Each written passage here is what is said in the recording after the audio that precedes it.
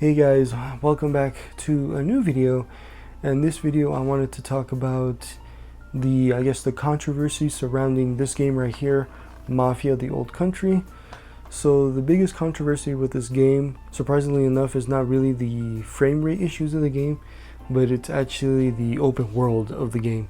So I mentioned in my weekly update video last week that this game is technically an open world. You can go and explore the world at certain parts of the game and you can find collectibles and stuff, but there's no other real reason to actually go out into this open world.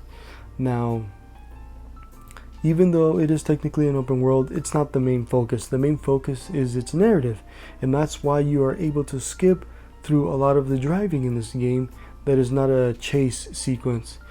And because of that, I am able to look past that. The open world is not really the main focus because most of these games are not. So if you are someone that was expecting an open world game, I can see why you would be disappointed in the lack of activities out in the open world. But yeah, I think this whole controversy, this whole issue is a nothing burger, because Mafia games have been known to be rich narrative experiences apart from being an open world game.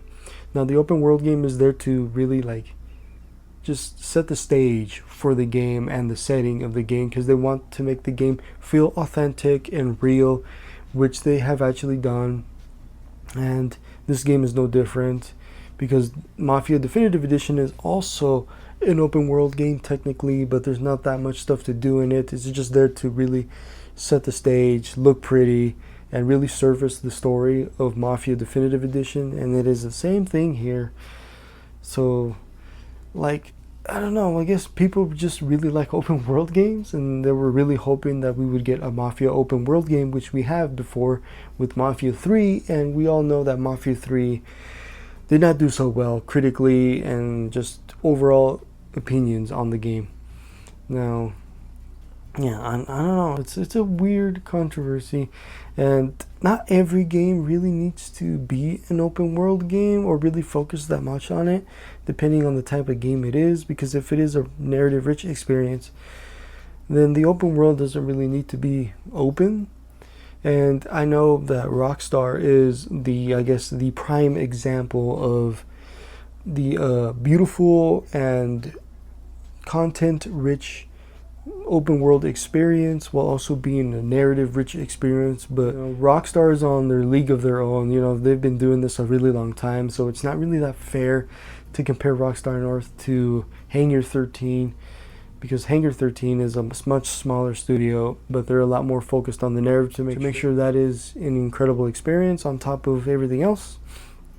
So I don't think it's really that fair for people to really give too much gripe that the open world of this game is not really filled with stuff. So another thing that people complain about on top of the open world being a little bare is the game length. So I've covered this topic before, where the quality of the game compared to the quantity of the game, and this game is all about quality. So the graphics are top notch, and the story is top notch, and the gameplay is solid. It's not the best gameplay in the world, but it is fun enough to get through. But for me personally, I am a quality over quantity. I would rather have 10 hours of fun and incredible narrative experience compared to a 50 to 60 hour experience where a majority of it could have been cut out of the game and it would have been a lot better for it. So like the Assassin's Creed Shadows game that came out earlier this year, I did enjoy that game for what it was, but a lot of it was kind of unnecessary padding, and a lot of open world games unfortunately suffer from that. So that's why I think the way Hangar 13 handles their Mafia games is really good, and that's why I think this game deserves the praise it gets. And that's why I'm really campaigning for Mafia the Old Country, because we don't really get games of this quality that often anymore. Like Clair Obscur came out of nowhere, and that game really took off for that studio, and that's why I think games like this is important, because it gets a nice little break between the AAA huge releases, which we're going to get a plethora of at the end of this year. So I say not to sleep on this game and really give it a chance, because you will definitely be surprised on the quality of the game. So yeah, once again, like I've said, it is a nothing burger. The issues with the open world and the length of this game.